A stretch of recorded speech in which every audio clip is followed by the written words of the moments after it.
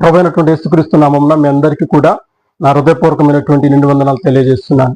ఈ యొక్క పరిశుద్ధ పునరుద్ధాన ఆరాధన దినముందు మరి దేవుడు మనతో మాట్లాడడం ఉద్దేశించినటువంటి లేఖన భాగాన్ని చదువుకొని వాక్యంలో చూద్దాం. కీర్తనల పుస్తకము 9వ అధ్యాయము 10వ వచనాన్ని మనం చూసినట్లయితే, యెహోవా నిన్ను ఆశ్రయించు వారిని నీవు విడిచిపెట్టువాడవు కావు, కావున నీ నామము నెరిగిన వారు నిన్ను నమ్ముకుందురు. దేవునికి మహిమ కలుగును గాక. ఇక్కడ రాయబడి ఉందండి, నిన్ను ఆశ్రయించు వారిని నీవు విడిచిపెట్టువాడవు కావు. హల్లెలూయా. దేవుని ఎవరైతే ఆశ్రయిస్తారో ఆయన వారిని ఎన్నడూ కూడా విడిచిపెట్టడు అని లేఖనాల ద్వారా రాయబడింది. హల్లెలూయా. అందుకే అంటున్నాడు, ప్రజలు ఎవరైతే నిన్ను ఆశ్రయిస్తారో నువ్వు వారిని విడిచిపెట్టవు కనుక నీ నామం ఎరిగిన వారు నిన్ను నమ్ముకుంటారు. దేవుని యొక్క నామం ఎరగడం అంటే ఏంటండి? హల్లెలూయా. దేవుని యొక్క నామం ఎరగడం అంటే ఆయన అంటాం రక్షకుడు అంటాం, విమోచకుడు అంటాం, పరిశుద్ధాత్ముడు అంటాం, పరిపూర్ణుడు అంటాం. హల్లెలూయా. అంటే దేవుని యొక్క నామములో ఏమున్నదంటే రక్షణ ఉన్నది, దేవుని యొక్క నామములో విడుదల ఉన్నది, దేవుని యొక్క నామంలో స్వస్థత ఉన్నది, దేవుని యొక్క నామంలో పరలోకానికి మార్గం ఉన్నది. హల్లెలూయా. ఆయన గనక నువ్వు నమ్మినట్లయితే, ఆయనను గనక నీవు విశ్వసించినట్లయితే నువ్వు పరలోక రాజ్యానికి వారసురాలివి నువ్వు అవుతావు. అందుకే దావీదు కీర్తనకారుడు అంటున్నాడు, నీ నామం ఎరిగిన వారు నిన్ను నమ్ముకుంటారు. ఎందుకంటే నిన్ను ఆశ్రయించిన వారిని ఎవరిని కూడా నువ్వు విడిచిపెట్టవాడు కదా. నిన్ను ఆశ్రయించిన వారిని ఎప్పుడు కూడా నీవు విడిచిపెట్టవు కదా యేసయ్య. నీ దగ్గరికి ఎవరు వచ్చినా కూడా నీ వారిని స్వస్థపరుస్తావు. నీ దగ్గరికి ఎవరు వచ్చినా కూడా వారికి నీవు రక్షణను కల్పిస్తావు. అందుకే నీ దగ్గరకు వచ్చిన వారిని ఎవరిని కూడా నీవు విడిచిపెట్టే దేవుడు కావు. హల్లెలూయా. హల్లెలూయా. చూడండి, చాలా మంది చాలా సందర్భాలలో వారికి కలిగినటువంటి ఆపదలను బట్టి, వారికి వచ్చినటువంటి ఆపదలను బట్టి, హల్లెలూయా, వారికి కలిగినటువంటి అనారోగ్యాన్ని బట్టి మరి దేవుని యొద్దకు వస్తూ ఉంటారు, దేవుని యొద్ద విశ్వాసం ఉంచుతూ ఉంటారు. దేవుడు వారికి స్వస్థత కలగజేస్తాడు, విడుదల కలగజేస్తాడు. హల్లెలూయా. మరలా యథావిధిగా వారి యొక్క పాత జీవితాన్ని జీవిస్తూ ఉంటారు. అయితే అలా కాదండి. నువ్వు నిజముగా దేవుణ్ణి ఆశ్రయిస్తే, పూర్ణ హృదయంతో పూర్ణ ఆత్మతో నువ్వు దేవుని సేవించగలిగితే, నీ హృదయాన్ని నువ్వు ఆయనకు సమర్పించుకోగలిగితే, నిజమైనటువంటి విశ్వాసాన్ని నువ్వు దేవుని పక్షంగా చూపగలిగితే ఆయన నిన్ను ఎన్నడూ కూడా విడిచిపెట్టడు. హల్లెలూయా. శ్రమలలో నీకు తోడై ఉంటాడు, నీ సంతోషంలో నీకు తోడై ఉంటాడు, నీ కన్నీటిలో నీకు తోడై ఉంటాడు, నీకు రక్షణనిస్తాడు. హల్లెలూయా. నీ కష్టంలో నీకు తోడై ఉంటాడు, నీకు ఎదురే సమస్యతో ఆయన పోరాడతాడు. నేను అట్టి సమస్య నుంచి, అతి భయంకరమైనటువంటి పరిస్థితుల నుంచి ఆయన నిన్ను ఏం చేస్తాడంటే విడిపిస్తాడు. దేవునికి మహిమ కలుగును గాక. హల్లెలూయా. చూడండి, యేసుక్రీస్తు ప్రభువారు మరి లోకంలో సంచరిస్తున్నప్పుడు అనేకులు ఆయన ఎద్దకు వచ్చారు. ఆయన ఆశ్రయించారు. ప్రభువా, నా పరిస్థితి ఇది, నా కుటుంబ పరిస్థితి, నా జీవితం ఇలా ఉంది, నా కుటుంబం జీవితం ఇలా ఉంది అని చెప్పిస్తారు. కొంటివారు వచ్చారు, గుడ్డివారు వచ్చారు, మూగవారు వచ్చారు. ఇలా రకరకాల మనుషులు ఆయన ఆశ్రయించినప్పుడు ఆయన ఎవరిని కూడా తోచిపెట్టలేదండి. హల్లెలూయా. ఆయన ఎవరిని కూడా తోసివేయలేదు. ఎందుకు అంటే ఆయన ప్రేమపూర్ణుడు. హల్లెలూయా. ఆయన ప్రేమగల దేవుడు. ఆయన నిన్ను నన్ను కూడా నిత్యము ప్రేమించే దేవుడు. హల్లెలూయా. నీకేదైనా శ్రమ వస్తే ఆయన చూసేవాడు కాదు. ప్రభువా అని ఆయన పాదాల చెంత నువ్వు కన్నీరు కార్చి ప్రార్థన చేయగలిగితే నీ ప్రతి సమస్య నుంచి కూడా ఆయన నిన్ను తప్పక విడిపిస్తాడు. హల్లెలూయా. అందుకే ఆయన అంటున్నాడు, నీ నామం ఎరిగిన వారు నిన్ను నమ్ముకుందురు అని. హల్లెలూయా. హల్లెలూయా. చూడండి, బైబిల్ లేఖనం మనం చూసినట్లయితే, లాజరు చనిపోయాడు.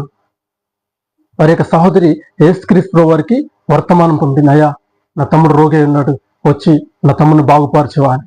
హల్లెలూయా. లాజరు రోగై ఉన్నాడు.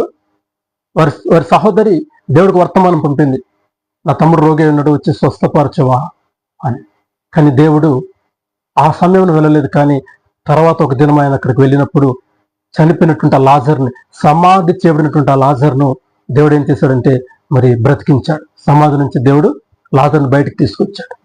మరణ పడకపైన ఉన్నటువంటి లాజర్ను ఏం చేశాడంటే 3 రోజుల తర్వాత, ఆయన మరణించిన 3 రోజుల తర్వాత లాజర్ను మరలా బ్రతికించినట్టుగా మన లేఖనాల్లో చూస్తూ ఉన్నాం. హల్లెలూయా. ఎందుకు అంటే ఆమె దేవుని యందు విశ్వాసం ఉంచింది. అయ్యా నువ్వు వస్తే నా తమ్ముడు బ్రతుకుతాడు, నువ్వు వస్తే నా తమ్ముడు ఖచ్చితంగా బ్రతుకుతాడు. ఆ విశ్వాసమే మరలా లాజరు బ్రతకడానికి కారణమైందండి. హల్లెలూయా, హల్లెలూయా, దేవునికి మహిమ కలుగును గాక. ఒక కుటుంబంలో, ఒక గృహంలో దేవుడు మరి యొక్క సువార్తను ప్రకటిస్తూ ఉంటే పక్షవాయువు కలిగినటువంటి ఒక వ్యక్తిని ఆ మంచంతో పాటుగా ఆ యొక్క పైకప్పును తీసివేసి, మరి చుట్టూ జనాలుండి లోపలికి వెళ్ళడానికి ఇబ్బందికరంగా ఉన్నప్పుడు ఆ యొక్క పైకప్పును తీసివేసి ఏం చేశారండి? ఆ యొక్క పైకప్పును తీసివేసి ఆ యొక్క వ్యక్తిని మంచంతో పాటుగా దేవుని యొక్క గదిలోనికి దించడం మన లేఖనాల్లో చూస్తూ ఉన్నాం. హల్లెలూయా. ఏం చేశాడండి? మంచంతో పాటుగా ఆ వ్యక్తిని అందులోకి దింపేశాడు. మంచంతో పాటుగా ఆ వ్యక్తి అందులో దించగానే దేవుడు వారి యొక్క విశ్వాసాన్ని చూశాడు. అంటే చూడండి, దేవుణ్ణి ఆశ్రయిస్తే ఆయన తోచివేసేవాడు కాదు. ఏంటి ఇల్లు పైకప్పు పెట్టడం ఏంటి, అసలు కింది దింపడం ఏంటి అంటే అడగటం లేదా? దగ్గరికి రావాలవుద్దని అడగటం లేదా అని దేవుడు వారి మీద విసుకున్నాడండి? దేవుడు విసుకున్నట్టుగానే ఆ కుటుంబం వారు విసుకున్నట్టుగానే బైబిల్ లేఖనంలో రాయబడి ఉందా? లేదు. ఆయన యొద్దకు వచ్చిన ప్రతి ఒక్కరిని కూడా దేవుడు ఆదరిస్తాడు, వారికి రక్షణను కలగచేస్తాడు. హల్లెలూయా, వారికి రక్షణను కలగచేస్తాడు తప్పకుండా. ఈనాడు నీవైనా నేనైనా కూడా ఎలా ఉండాలంట? హల్లెలూయా, ఆయన్ను ఆశ్రయించే వారముగా మనం ఉండాలి. ఎప్పుడైతే మనము ఆయన్ని ఆశ్రయిస్తామో ఆయన మనపక్షంగా నిలబడతాడు, మన జీవితంలో కార్యాలు చేస్తాడు, అద్భుతాలు చేస్తాడు. హల్లెలూయా. ఆనాడు ప్రజలందరూ కూడా దేవుడు చేసిన కార్యం చేసి ప్రజలందరూ కూడా ఏం చేశారంట? ఆయన నామమందు విశ్వాసం ఉంచారు, ఆయనను వెంబడించారు. హల్లెలూయా, దేవునికి మహిమ కలుగును గాక. యెహోవాను ఆశ్రయించే వారిని ఆయన విడిచిపెట్టే దేవుడు కాదు. ఆయనను ఆశ్రయించగలగాలి. నీ పూర్ణ హృదయంతో, నీ పూర్ణ ఆత్మతో దేవుణ్ణి ఆశ్రయించగలిగితే దేవుడు తప్పకుండా నీ పక్షంగా కార్యాలు చేస్తాడు. ఆయన నిన్నెన్నడూ కూడా విడిచిపెట్టాడు. హల్లెలూయా. బైబిల్ లేఖనాల్లో మనం చూసినట్లయితే 12 సంవత్సరాలుగా రక్తస్రావం కలిగినటువంటి ఒక స్త్రీని మనం చూడవచ్చండి. మత్తయి సువార్తలో ఉంటుంది. 12 సంవత్సరాలుగా రక్తస్రావం కలిగినటువంటి ఒక స్త్రీ అనేకుల వద్దకు వెళ్ళి తనకి ఎక్కడ లయం కాక ఆమె ఏమనుకుందంటే, దేవుణ్ణి ఆశ్రయిస్తే నా జీవితంలో కార్యం జరుగుతుంది, దేవుణ్ణి ఆశ్రయిస్తే నా జీవితంలో కార్యం జరుగుతుంది అనుకుంది. అలాగునే వచ్చింది. మరి సమూహముగా ఉన్నప్పుడు ఆ సమూహంలోనికి వచ్చి దేవుని యొక్క వస్త్రపు చెంగును ముట్టుకుంది. ఏమైందండి? ఆమెకి వెంటనే ఆయన నుండి ఒక ప్రభావం వెడలిపోయి ఆమెను తాకగానే ఆమె రక్తస్రావము ఆగిపోయినట్టుగా బైబిల్ లేఖనాలు మనం చూస్తున్నాం. హల్లెలూయా. ఆమె విశ్వాసం ద్వారా చేసినటువంటి కార్యం ద్వారా ఆమె రక్షించబడింది. అంతేలే కానీ వచ్చి ఆమె ముట్టుకోగానే మరి శిష్యులు ఆమెను తిట్టడం కానీ, యేసుక్రీస్తు ప్రభువు తిట్టడం కానీ ఎక్కడ ఏమైనా జరిగిందంటే ఏది జరగలేదు. నువ్వు మలినపడి ఉన్నావు, పరిశుద్ధమైనటువంటి దేవుని ముట్టుకుంటావా అని అక్కడ ఎవరు కూడా వ్యతిరేకంగా మాట్లాడినట్టుగా ఎవరు లేదు. ఎందుకంటే ఆయన ఆశ్రయించే వారిని ఆయన త్రోసివేసే దేవుడు కాదు. హల్లెలూయా. నిజముగా మనము ఆయన్ని ఆశ్రయించగలిగితే, నిజముగా మనం ఆయన్ని ప్రేమించగలిగితే, ఆయన ప్రేమను చూపే దేవుడు, ఆయన కరుణ చూపే దేవుడు, ఆయన వాత్సల్యం చూపే దేవుడు. నీ ఎడల నా ఎడల ఆయన తన ఒక అమూల్యమైనటువంటి ప్రేమను కురిపించే దేవుడు. హల్లెలూయా. అయితే ఎప్పుడైతే మనం ఆయన ఆశ్రయిస్తామో, ఆయన ఎప్పుడైతే మన జీవితంలో ఎప్పుడైతే నువ్వు ఆయన ఆశ్రయిస్తావో అప్పుడు నీ జీవితంలో కార్యాలు చేయడం దేవుడు ప్రారంభిస్తూ ఉంటాడు. నీ జీవితంలో ఇంకా కార్యాలు జరుగుతున్నాయి అనుకోండి, నువ్వు దేవుని విడిచిపెడతావండి? దేవుని విడిచిపెడతావా? హల్లెలూయా. ఒకవేళ దేవుని నిన్ను పరీక్షించదలిచి ఏమన్నా నీకు చిన్న మరి పరీక్ష లాంటివి పెట్టినా నువ్వేం చేయగలగాలంటే ఆ పరీక్షలతో పోరాడాలి. ఆ పరీక్షలు నువ్వు నెగ్గే వ్యక్తిగా నువ్వు ఉండాలి. హల్లెలూయా. ఎందుకంటే శ్రమను చూసి నువ్వు భయపడ్డావు అనుకో, దేవుని ఆత్మ నీలో ఉన్నట్ట లేనట్లే. నువ్వు ఎప్పుడైతే శ్రమకు భయపడతావో దేవుని ఆత్మ నీలో లేనట్లు. నిజంగా దేవుని ఆత్మ నీలో ఉంటే నువ్వు శ్రమకు భయపడవు, నువ్వు శ్రమకు ఎదురెళ్ళి పోరాడగలుగుతావు. హల్లెలూయా. దేవుడు నా పక్షంగా ఉన్నాడు, సర్వశక్తిమంతుడు నా పక్షంగా ఉన్నాడు, నేను పోరాడగలను, ఆయన నాకు సహాయం చేస్తాడు. హల్లెలూయా, హల్లెలూయా. ఇక ధైర్యంగా మనం చెప్పగలగాలండి. ఎప్పుడు చెప్పగలుగుతామంటే దేవుడు నాకు తోడుగా ఉన్నాడు అని నువ్వు అనుకున్నప్పుడు మాత్రమే ఈ మాటలు చెప్పగలుగుతావు. ఎదురుగా నీకు శ్రమ ఉంది. ఆనాడు ఎదురుగా మోషే ఎదురుగా ఏముంది? ఎర్ర సముద్రం ఉంది. హల్లెలూయా. మరి భయపడ్డాడా? ఏంటి ప్రభు తీసుకొచ్చి ఎర్ర సముద్రంలో మమ్మల్ని పడే చావగొడతావా అని ఇజ్రాయెల్ ప్రజలు సనిగినట్టుగా గునిగినట్టుగా మరి మోషే గునిగాడా? లేదు. నాకు తోడై ఉంటా ఉన్నావు కదా ప్రభు, మరి ప్రమాదంలో తప్పించు అన్నాడంటే దేవుడు మార్గం తెచ్చాడు.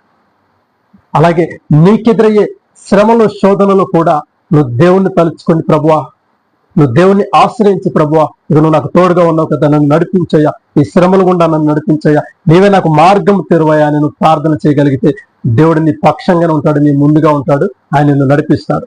హల్లెలూయా. ఎందుకంటే నువ్వు ఆయన ఆశ్రయించినప్పుడు ఆయన నిన్ను తోసివేయడు. ఇటువంటి గొప్ప గొప్ప కార్యాలు దేవుడు మన జీవితంలో జరిగిస్తున్నప్పుడు ఇంకా నువ్వు ఆయన విడిచిపెట్టి ఎక్కడికైనా వెళ్తావా?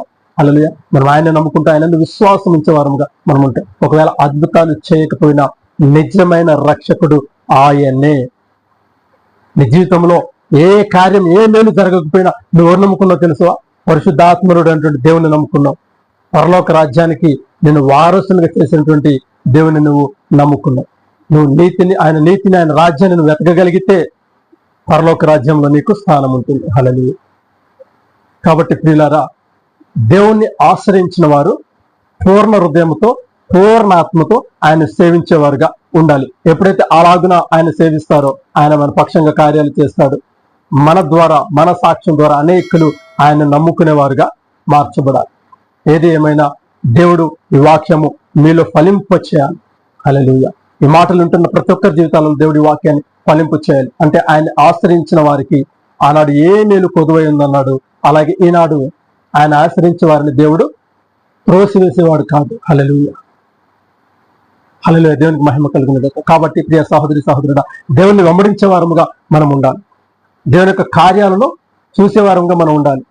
దేవుని యొక్క ఆ అద్భుత కార్యాలను ప్రచురించే వారముగా ఉండాలి. అంటే ఆయన మాటకు లోబడే వ్యక్తులుగా మనం ఉండాలి. దేవునికి మహిమ కలుగును గాక. వాక్యం నీలో ఉండాలి, ఆచరణ నీలో ఉండాలి, దేవుని సన్నిధానం నీలో ఉండాలి, నీ ఆత్మ దేవునిలో ఉండాలి. హల్లెలూయా. నీ ఆత్మ పరిశుద్ధంగా ఉండాలి. ఇవన్నీ కూడా మనలో జరగాల్సినవి. ఎప్పుడైతే ఇవన్నీ మనం చేస్తూ పోతామో, ఇంకనూ మనం దేవునితో సహవాసం చేసిన వర్గంతో. హల్లెలూయా. ప్రార్థన జీవితం మనలో ఉండాలి. ప్రార్థన జీవితం లేకుండా దేవుణ్ణి ఆశ్రయించలే. హల్లెలూయా. దేవుని విశ్వాసం లేకుండా దేవుని పరలోక రాజ్యం చేరలే. విశ్వాసం లేకుండా దేవునికి ఇష్టడే ఉంటే అసాధ్యమని లేఖనాల్లో రాయబడి ఉంది. నీకు విశ్వాసమే లేనప్పుడు నువ్వు దేవుని ఎలా ఆశ్రయించగలుగుతావు? నువ్వు ఆశ్రయించలేనప్పుడు నీ జీవితంలో అద్భుత కార్యాలు జరగవు. ఎప్పుడైతే నువ్వు దేవుణ్ణి నమ్మకంతో, విశ్వాసంతో ఆశ్రయిస్తావో ఆయన నిన్ను త్రోసివేడు, నీ జీవితంలో అద్భుత కార్యాలు చేస్తాడు, నిన్ను పరలోక రాజ్యానికి వారసుడిగా చేస్తాడు. కాబట్టి ఈ వాక్యాన్ని అనుసరించిన వారుగా, ఈ లేఖనాన్ని అర్థం చేసుకున్న వారుగా, దేవుణ్ణి ఆశ్రయించే బిడ్డలుగా మీరందరూ ఉండాలనేది మరి దేవుని యొక్క ఆలోచన. దేవునికి మహిమ కలుగును గాక. ఈ మాటలు దేవుడు హృదయాంతరంగా స్థిరపరచును గాక. ఆమేన్. సర్వోన్నతుడా, సర్వాధికారి, సత్యవంతుడా, నీ బంగారు పాదాలు కొందన అయ్యా. నిన్ను ఆశ్రయించిన వారిని తండ్రి విడవని దేవుడు ప్రభు నీకు వందన. విడిచిపెట్టేవాడు కాదయ్యా తండ్రి. నీ నామం ఎరిగిన ప్రజలందరూ కూడా నాయన నిన్ను నమ్ముకుంటారు. ఈనాడు ఈ మాటలు ఉన్న ప్రతి బిడ్డ కూడా ప్రభు నేను నమ్ముకునే వారికి ఉంటూ సహాయం దయచేయండి. నీలో ఫలించే వారికి ఉంటూ సహాయం దయచేయండి. ఆయన కృపను పొందుకునే బిడ్డలుగా ఉంటూ సహాయం దయచేయండి. మీరు దీవించండి, ఆశీర్వదించండి. యేసు నామమున ప్రార్థన చేస్తున్నాను తండ్రి. ఆమేన్, ఆమేన్, ఆమేన్. దేవునికి మహిమ కలుగును గాక. దేవుడు మిమ్మల్ని అందరినీ దీవించును గాక. God bless you all. నందు ప్రియులకు నా యొక్క హృదయపూర్వకమైనటువంటి నిండు వందనాలు. ఈ వీడియో చూస్తున్న ప్రతి ఒక్కరూ కూడా ఈ యొక్క ఛానల్ను లైక్ చేయండి, అలాగే ప్రతి ఒక్కరికి షేర్ చేయండి. తర్వాత ఈ ఛానల్ను తప్పకుండా సబ్స్క్రైబ్ చేసుకోండి. దేవుడు మీకు తోడై ఉండును గాక. God bless you all.